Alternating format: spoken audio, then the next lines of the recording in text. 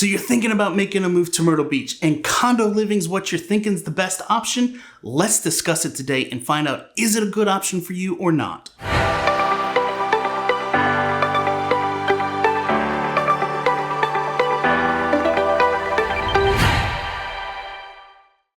What's happening, guys? It's Jeremy Blanton with RE/MAX Southern Shores, and today I wanted to discuss with you some pros and cons of living in a condominium complex here in the Myrtle Beach area.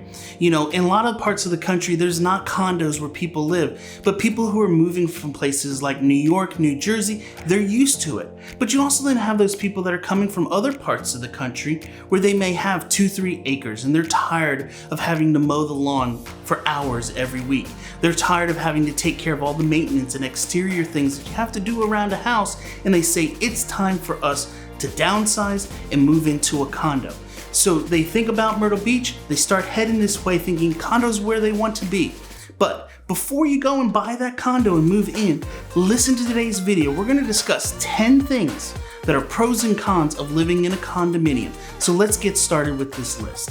All right, so the first thing on the list that's probably the most obvious and one of the biggest cons is that you're going to be sharing walls with people. The amount of privacy that you have right now living on that 2-acre ranch is going to go away immediately. You're gonna have people living above you, you're gonna have people living on each side of you or maybe below you, and you're gonna be sharing walls. So what that means is when they're sitting down to watch that Marvel movie in the middle of the night, you're gonna hear all those action scenes just like they are.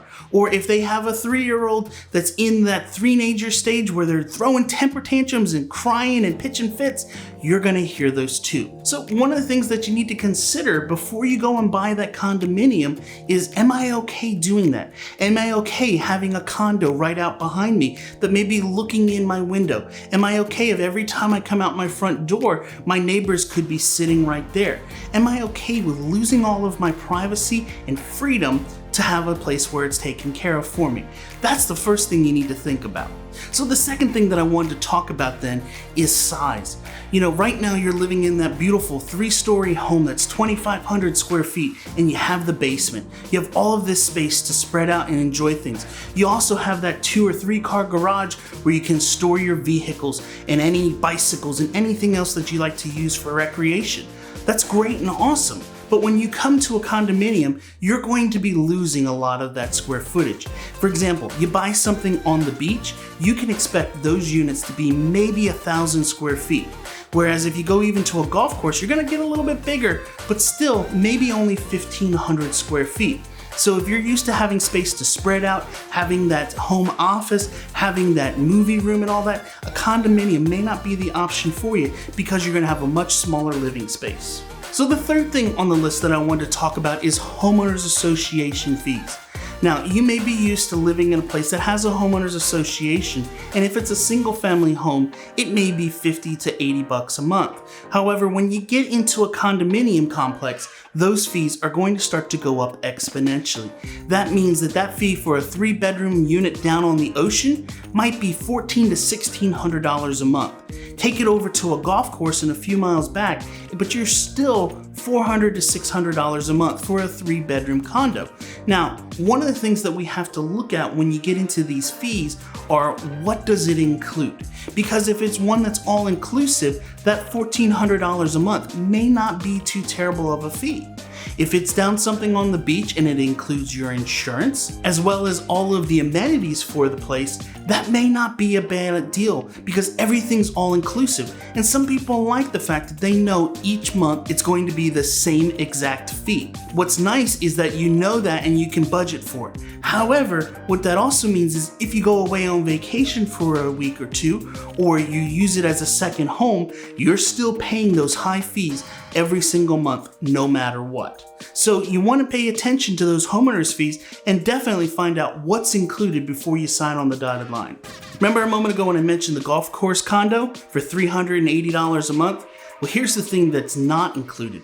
That one doesn't have insurance. So what they do is a special assessment. Trust me, we're gonna talk about that a whole lot here in a moment, but they add a special assessment in each every year where it's maybe $300 to $400 made in 3 to 4 payments to collect for the insurance. So Yeah, it's cheaper at $382, but when you average in that other part, it's really not that much better.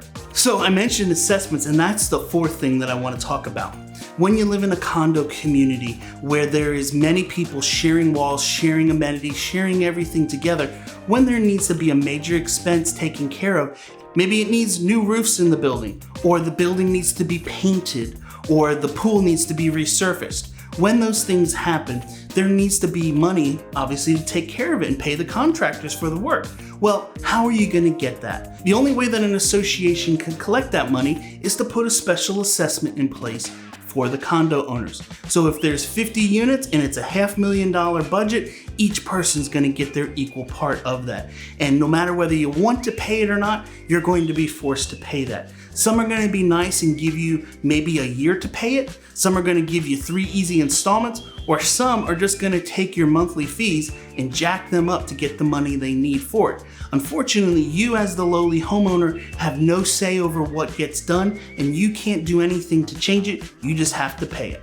All right, so I know I've shared a couple things that have been negative so far, so let me share some of the positive things of living in a condo. We'll get back to some of those negative ones in a few minutes, but let's talk about the positive for a moment. And the next thing that I would share that's a good thing why people really love condos is that it's a maintenance-free living.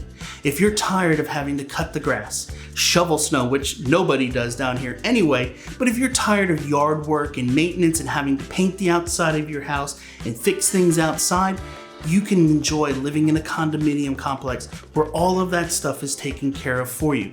There's somebody who comes and cuts the grass each week. There's sometimes even pest control that's put into your monthly fees, and they're going to take care of everything in the house so that all you have to worry about is inside your walls. With maintenance-free living, what it does mean is this: you can't go and make changes. So if you wanted to put a small garden out back, or you wanted to change the color of your door, or you wanted to hang something out the window, most of the time the restrictions are gonna keep you from doing those types of things. So you can customize inside all you want, but don't you dare think about touching the outside. The other big advantage of living in a condominium is the amazing amenities that are going to be available to you. You know, growing up, you may have taken a trip to a hotel or gone on vacation and stayed in a condominium. And back then, you had basically one single pool. It was a rectangle with 100 people in it and nothing special. But nowadays, a lot of the resorts here in the area, especially the ones down along the beach, are going to be almost like taking a trip to a mini Disney World.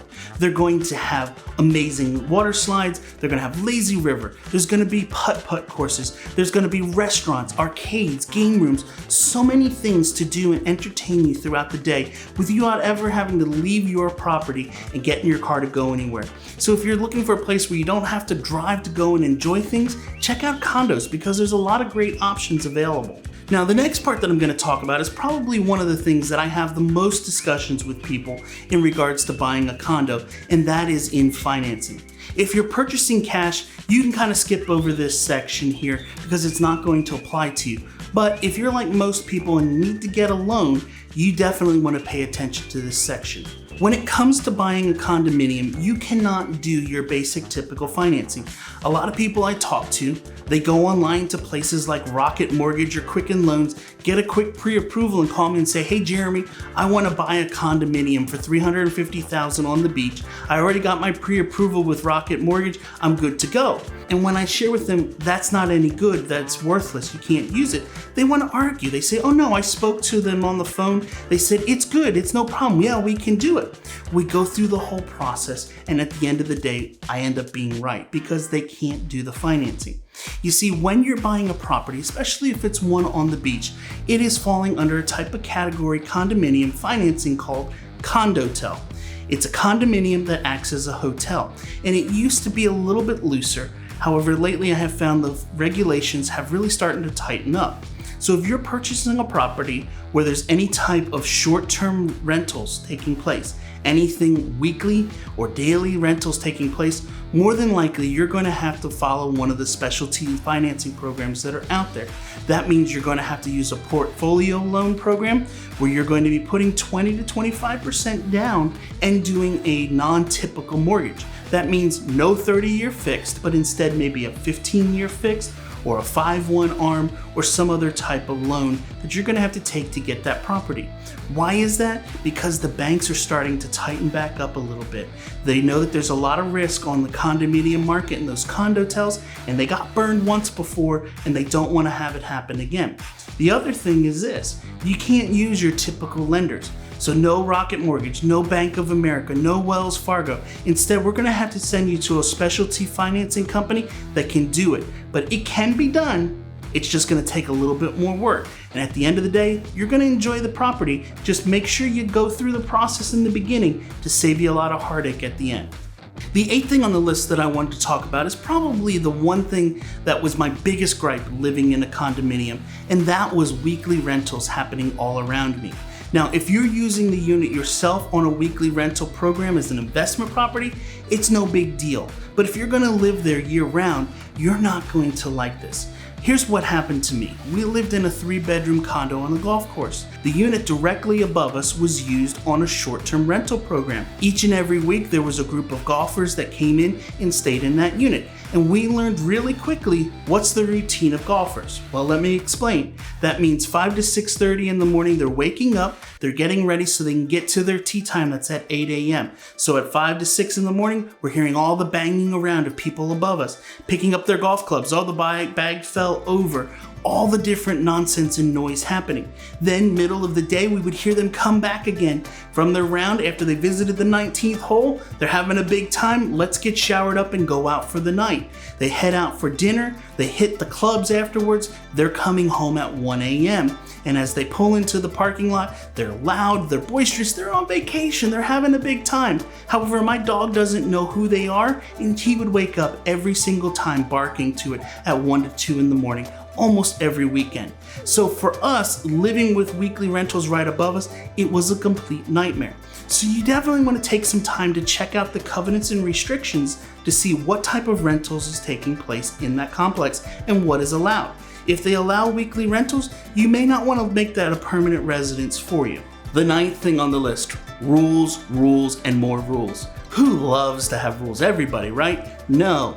But when you're in a condominium complex, there are covenants and restrictions and rules and regulations that are put in place by the association as to what you can and can't do.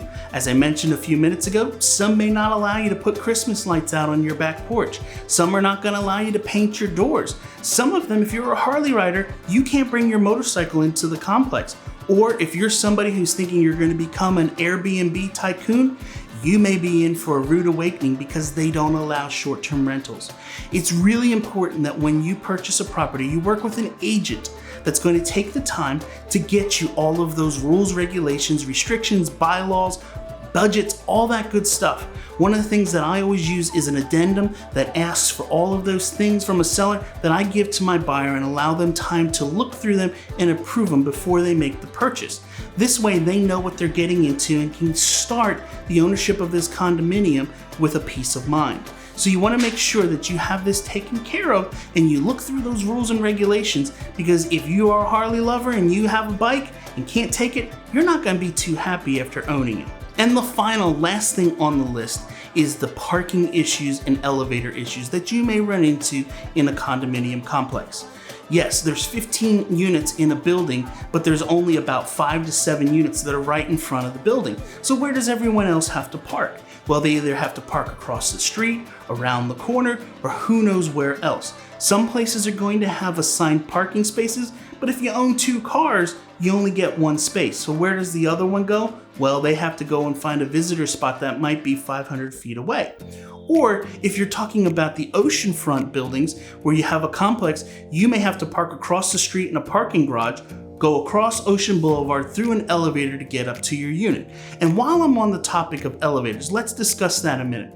A lot of people come to me saying, Jeremy, I want to buy a place and I want to be on a top floor. Well, a lot of the buildings in our area, if there are 3 to 4 stories, may not have an elevator. So if that's the case and you have that top 3rd floor unit and you go grocery shopping, that means 8 to 10 trips up and down 3 flights of stairs to bring all your groceries home. A lot of people say, oh, that's not a big deal. But when you have to do that each and every week, it can be a big hassle. Or maybe you own a pet. What if you have a dog that needs to go out to the bathroom a couple times during the day? That's trips all the way down, all the way back up, all the way down, all the way back up. Or even just the simple thing of, hey, I'm gonna go out for the night, and you get downstairs and you forget your phone. That's another trip up the steps and back down. So you wanna make sure that you take some time to think about it when you're buying a condo. Am I okay doing stairs? Am I okay waiting on an elevator to get to the 18th floor of this high-rise building every single time I come home? Take some time to think about those things before you make the plunge and buy that condominium, because it's some things that you may not have thought about before, but at the end of the day, if you're okay with them, go ahead, buy that condo, enjoy condo living, and have an amazing time living here in Myrtle Beach. Anyway, guys, I hope you enjoyed today's video. If you did, give it a thumbs up, get that bell on, and I'll catch you in the next one. See ya.